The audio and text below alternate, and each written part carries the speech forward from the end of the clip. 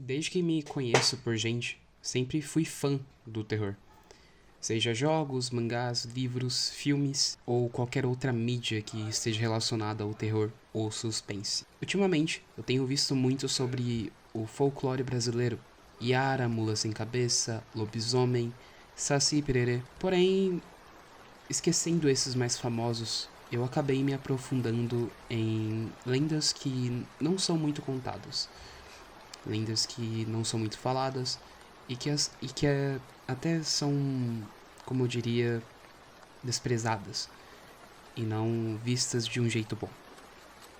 Então, eu quero falar sobre isso hoje e bora pro vídeo.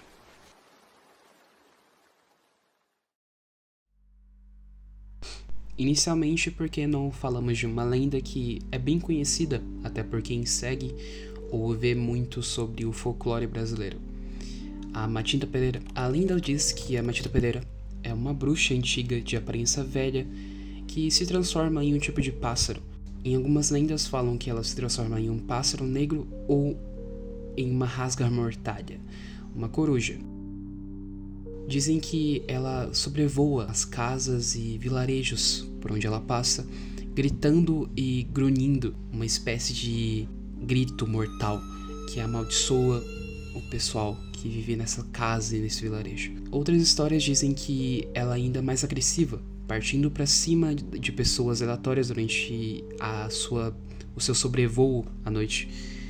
E quanto mais ela faz isso, mais ela vai adquirindo força, algo assim. Porém, a que são mais faladas é realmente sobre a maldição. Essa maldição pode causar desde morte a doenças, variando dependendo da situação. E também, essa maldição pode ser ignorada caso a pessoa ou o pessoal afetado ofereça presentes à Matilda Pereira. Entre esses presentes variam de café até fumo e cigarro. Dependendo, ela pode ignorar essa maldição de ter jogado algo em você e simplesmente cortar essa maldição da sua vida. Agora, vamos para uma criatura mais violenta, eu diria. O nosso lobisomem brasileiro, o capilobo. Descrito como uma criatura humanoide, com um corpo coberto de pelos e uma cabeça estranha. Às vezes de anta, às vezes de tamanduá, porém ela é mais descrito como a de um tamanduá mesmo. O capilobo é um ser forte e agressivo. Seu cheiro é descrito como uma mistura de carne podre e enxofre.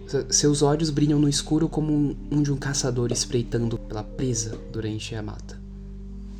Dizem que ele surge, no meio da noite, à espreita de suas presas. Ele se alimenta do sangue e da carne, atacando tanto animais quanto humanos. A maneira como ele mata é horrenda. Ele segura a vítima e, com força, crava a sua tromba, ou focinho, dependendo da cabeça, no crânio do seu alvo, sugando todo o sangue da pessoa até deixá-la completamente seca. Algumas versões dizem que o capilobo é um espírito vingativo, um humano que foi amaldiçoado por desrespeitar a floresta. Outras versões contam que ele é um ser antigo, um predador das matas que nunca pode ser morto, apenas espantando com fogo ou tiros de prata. Mas bem, seja qual for a lenda verdadeira, uma coisa é certa. Se você estiver na Amazônia e ouvir passos pesados quebrando galhos no meio da mata, eu acho melhor você correr.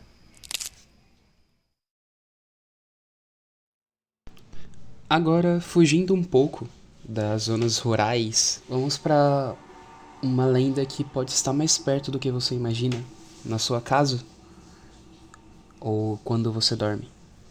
A próxima lenda é a pisadeira. A lenda diz que a pisadeira é uma velha magra de cabelos desgrenhados e pés enorme.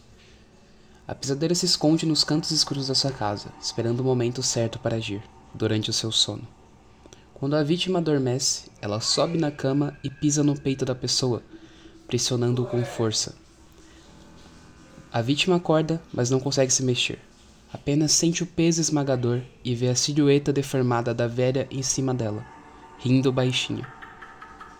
Essa lenda é muito associada à paralisia do sono, por ser a mesma sensação, aquela sensação de você estar preso no seu corpo sem fazer nada, e é uma sensação assustadora, né?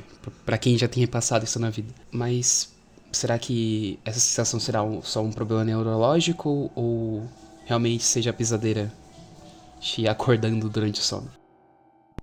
Como menção honrosa, eu não vou esquecer de citar uma lenda muito parecida com a pisadeira, que seria o pesadelo. O pesadelo basicamente é uma entidade ou ser paranormal que de alguma forma atrapalha o sono das pessoas também, causando algo parecido com a paralisia do sono. Esse sentimento de estar preso e indefeso. Ele não tem uma aparência realmente certa, porém pode variar de uma aparência de um homem completamente inundado na escuridão ou apenas algo, um vulto preto e negro que vai pra cima de você e também pisa no seu peito ou te enforca, depende da situação. Ambas as lendas falam que o jeito que eles atacam seria se a pessoa dormir de papo pra cima ou de barriga pra cima, o que causa a sensação de ter alguém pisando em você, se você dormir de barriga cheia também. Tem esse tipo de lenda. Então, eu já vi muitas vezes quando eu era pequeno, agora quando eu tô mais velho, de não dormir com a barriga cheia, senão o pesadelo te pega, ou dormir de papo pra cima. Uma lenda até que interessante que eu quase nunca vejo ninguém falando.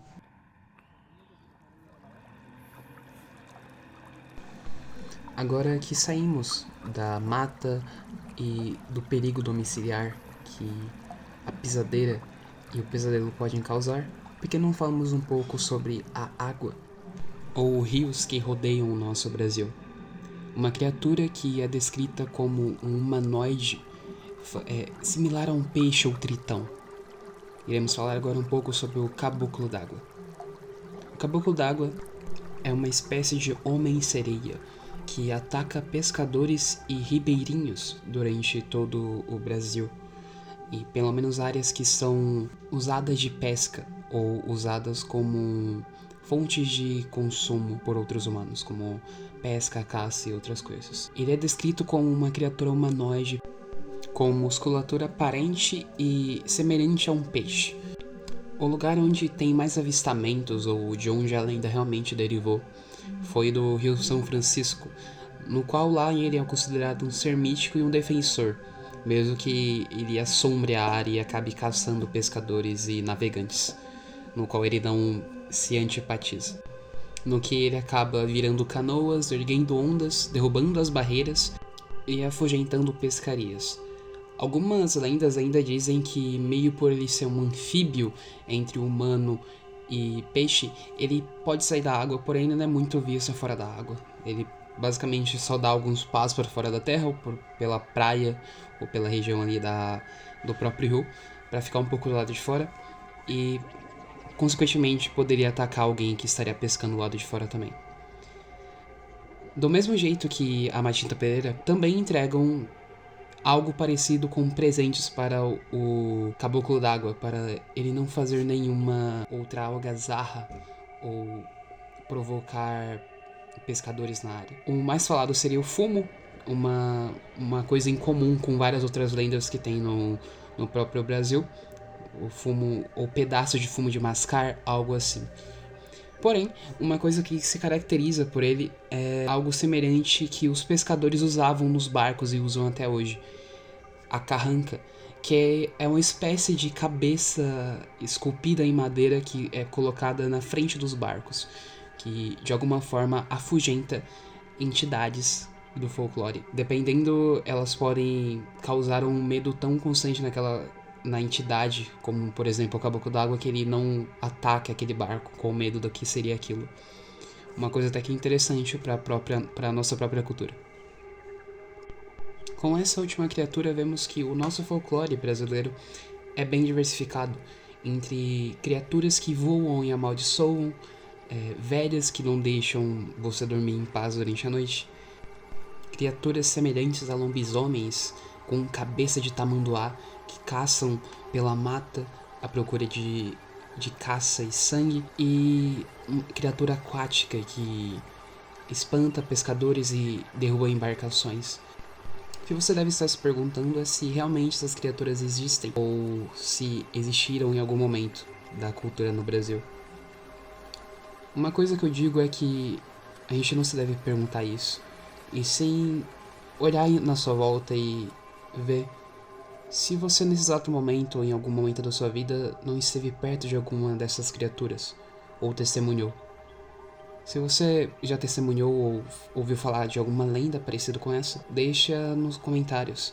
E quem sabe dá uma curtida no vídeo se gostou. Que eu no futuro possa trazer um vídeo mais elaborado sobre outras criaturas que não são muito citadas. Espero que você tenha uma boa noite e que durma com os anjos.